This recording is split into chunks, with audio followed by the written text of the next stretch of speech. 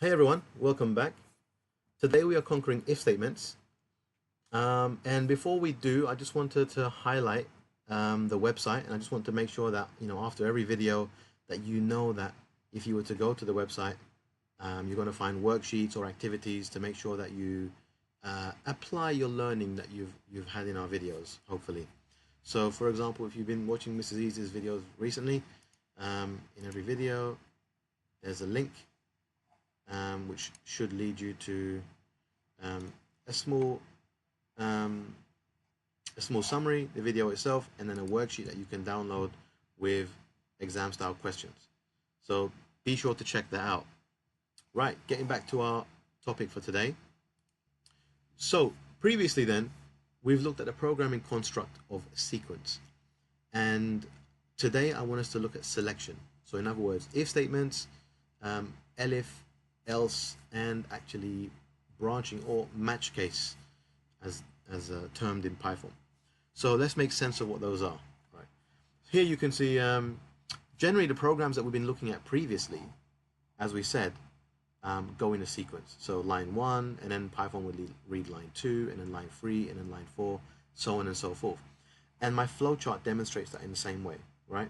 So a program, like a waterfall, kind of flows downwards. So branching is a way for a programming language to follow different courses of action based on an input. So sometimes a program won't flow line by line. It will go to a particular line based on a response. This is called branching. Right, what's very important to our lesson today is that we understand comparative operators.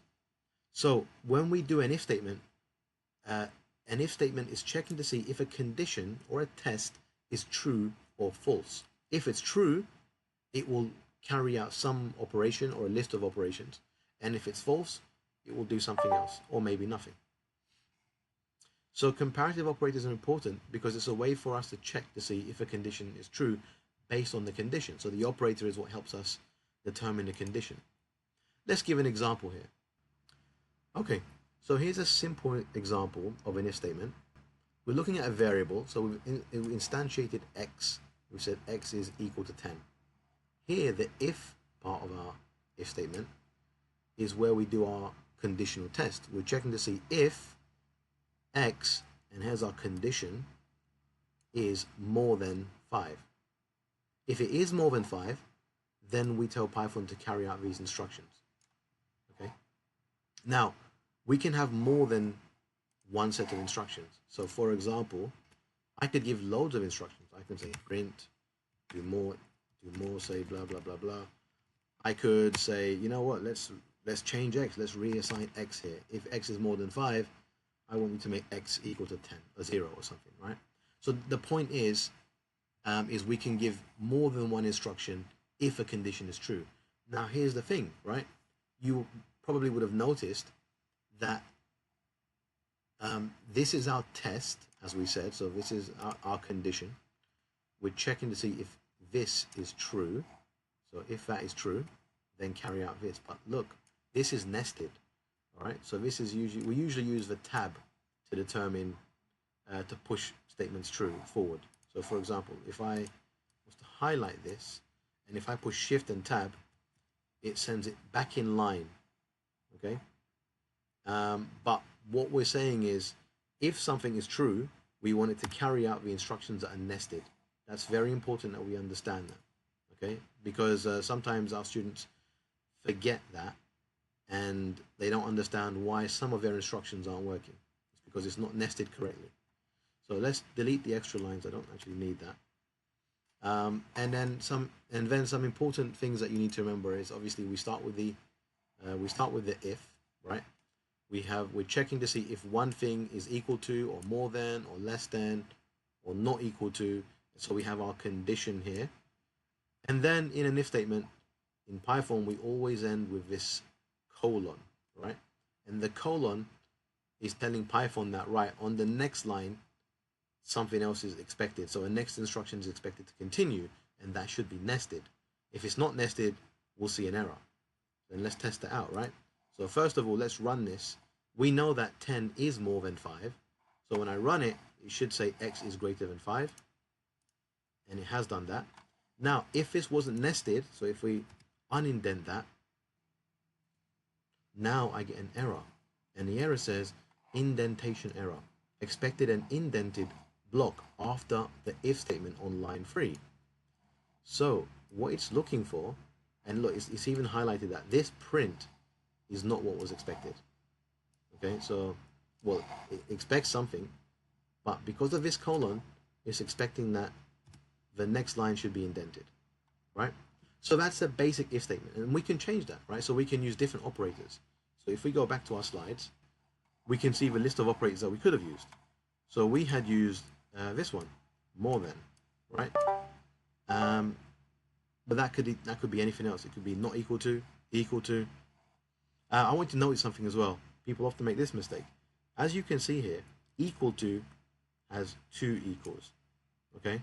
Because if you remember, 1 equals refers to assigning a variable, whereas 2 equals refers to comparing 2 objects. So let's try one more. Let's add something to this now. So we could end there, but we can also add an else statement now. So we can say else, we can say print that x is not more than 5. So, and we can test these 2 conditions out. So let's say, right, at the moment, we know that x is more than 5. So Python will evaluate that condition. It will look at x and it will say, yes, it's more than 5. So it should evaluate and it should execute this instruction. If that's not the case, else or otherwise, it will carry out this instruction. Let's try that out. So if I run that, at this point in time, x is greater than 5. If I was to change that to 4 and then run this again, now x is not more than 5. So it's evaluated that x is more than 5 equals false. So this condition is not true. So then it runs this statement. Then what might happen next is we might need more than one condition. So I've introduced something slightly different.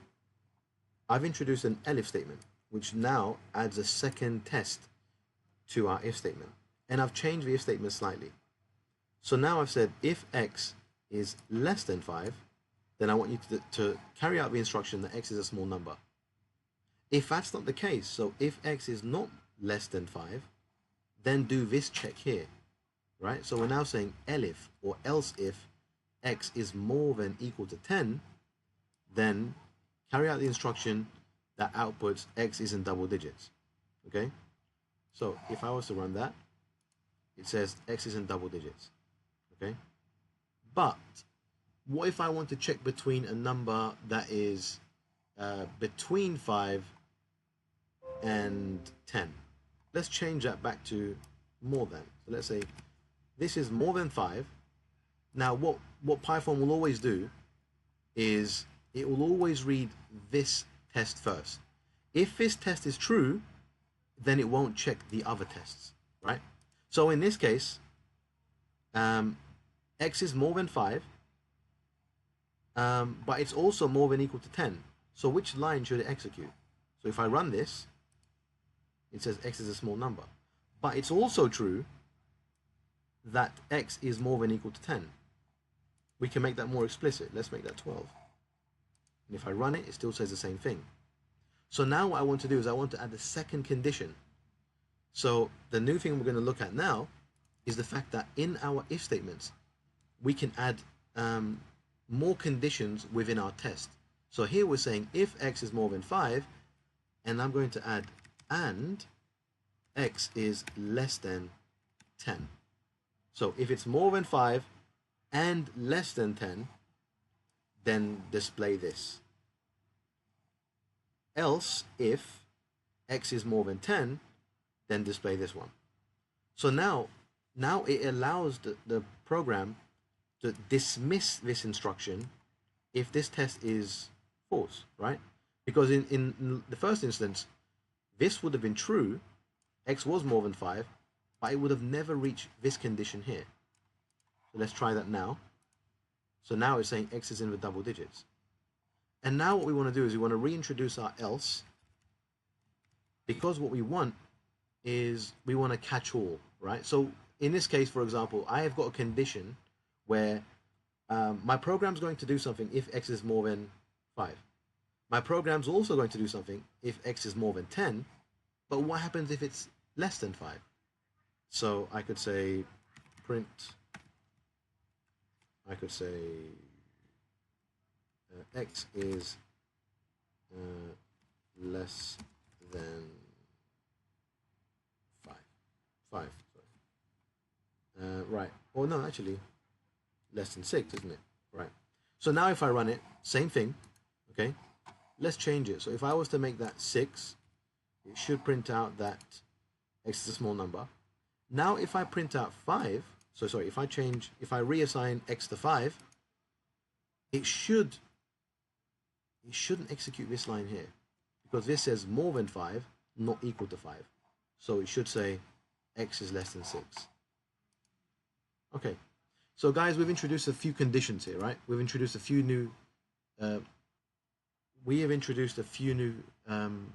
things that may be confusing.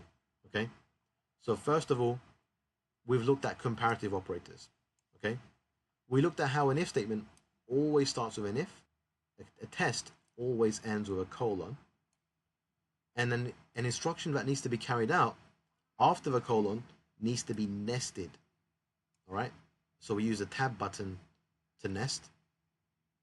And then if we want to have more conditions, more tests, we can use an Elif.